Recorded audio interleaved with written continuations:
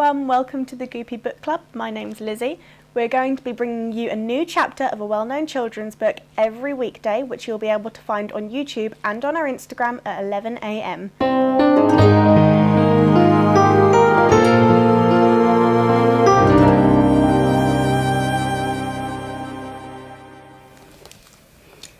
Chapter 5.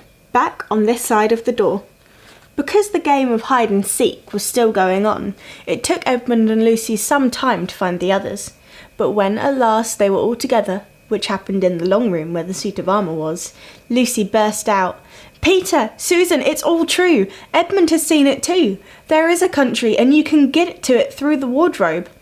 Edmund and I both got in. We met one another in there, in the wood. Go on, Edmund, tell them all about it." "What's all this about, Ed?" said Peter. And now we come to one of the nastiest things in this story. Up to that moment, Edmund had been feeling sick and sulky and annoyed with Lucy for being right, but he hadn't made up his mind what to do. When Peter suddenly asked him the question, he decided all at once to do the meanest and most spiteful thing he could think of. He decided to let Lucy down. "Tell us, Ed," said Susan, and Edmund gave a very superior look as if he were far older than Lucy. There was really only a year's difference, and then a little snigger and said, "Oh yes, Lucy and I have been playing, pretending all her story about a country in the wardrobe is true, just for fun of course. There's nothing there really." Poor Lucy gave Edmund one look and rushed out of the room. Edmund, who was becoming nastier every minute, thought that he had scored a great success, and went on once to say, "There she goes again. What's the matter with her? That's the worst of young kids. They always—" "Look here," said Peter, turning on him savagely. "Shut up! You've been perfectly beastly to Lou ever since she started this nonsense about the wardrobe, and now you go playing games with her about it, setting her off again. I believe you did it out of spite." "But it's all nonsense," said Edmund, very taken aback. "Of course it's all nonsense," said Peter, "but that's just the point. Lou was perfectly all right when we left home, but since we've been down here she seems to either be going queer in the head or else turning into the most frightful liar. But whichever it is, what good do you think you'll do by jeering and nagging at her one day and encouraging her the next?" I thought, said Edmund, but he couldn't think of anything to say. "You didn't think anything at all," said Peter. "It's just spite. You've always liked being beastly to anyone smaller than yourself. We've seen that at school before now." "Do stop it," said Susan. "It won't make things any better having a row between you two. Let's go and find Lucy." It was no surprise that when they found Lucy, a good deal later, everyone could see that she had been crying. Nothing they could say made any difference. She stuck to her story and said, "I don't care what you think, and I don't care what you say. You can tell the professor, or you can write to Mother, or you can do anything you like. I know I've met a fawn in there, and I wish I'd stayed there, and you were all beasts. Beasts!" It was an unpleasant evening. Lucy was miserable, and Edmund was beginning to feel that his plan wasn't working as well as he had expected. The two old ones were really beginning to think that Lucy was out of her mind. They stood in the passage talking about it in whispers long after she had gone to bed. The result was that the next morning they decided they really would go and tell the whole thing to the professor. "He'll write to Father if he thinks there really is something wrong with Lou," said Peter. "It's getting beyond us." So they went and knocked at the study door, and the professor said, "Come in," and got up and found chairs for them, and said he was quite at their disposal.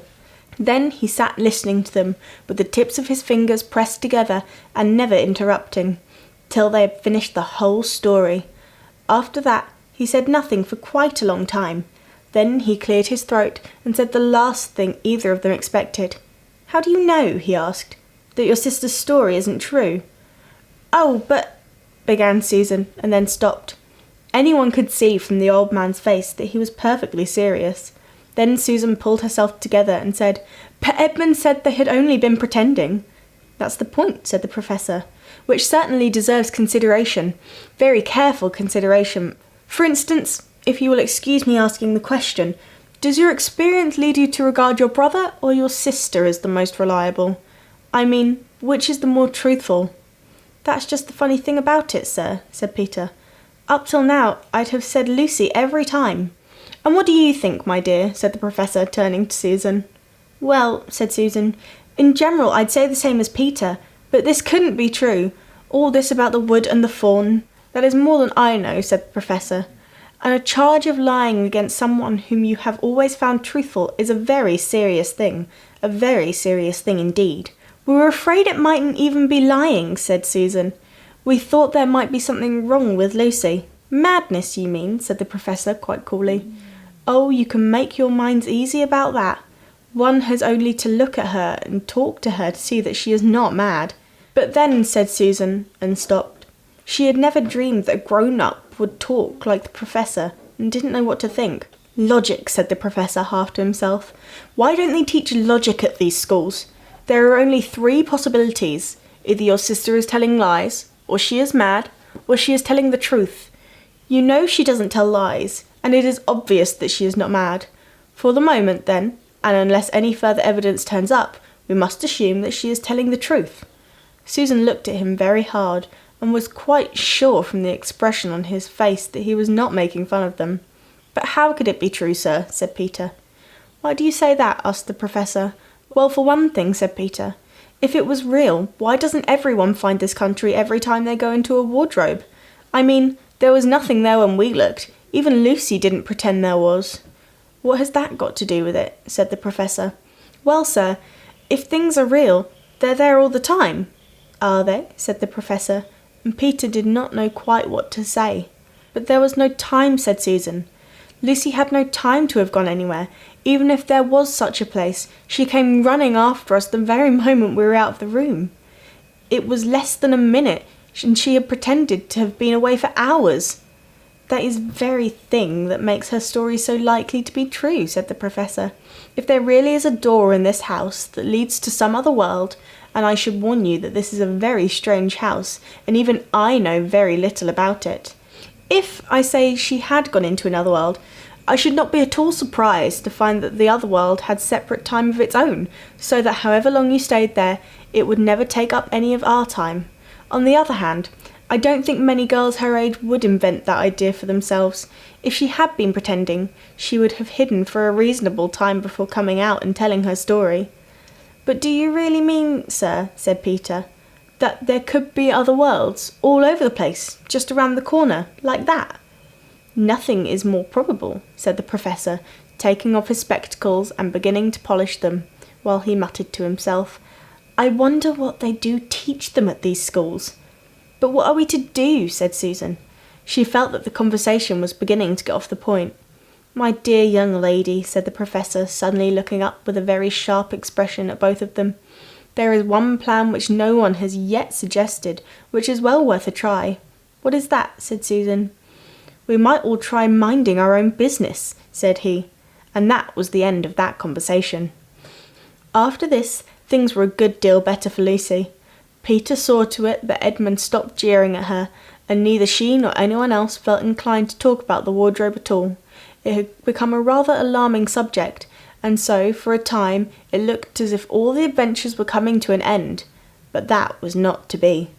This house of the Professor's, which even he knew so little about, was old and famous that people from all over England used to come and ask permission to see over it. It was the sort of house that is mentioned in guidebooks and even in histories. And well it might be, for all manner of stories were told about it, some of them even stranger than the one I am telling you now. And when parties of sightseers arrived and asked to see the house, the Professor always gave them permission, and Mrs. Macready, the housekeeper, showed them around, telling them about the pictures and the armour and the rare books in the library. Mrs. Macready was not fond of children, and did not like being interrupted when she was telling visitors all the things she knew. She had said to Susan and Peter almost on the first morning, along with a good many other instructions, and please remember, you're to keep out of the way whenever I'm taking a party over the house.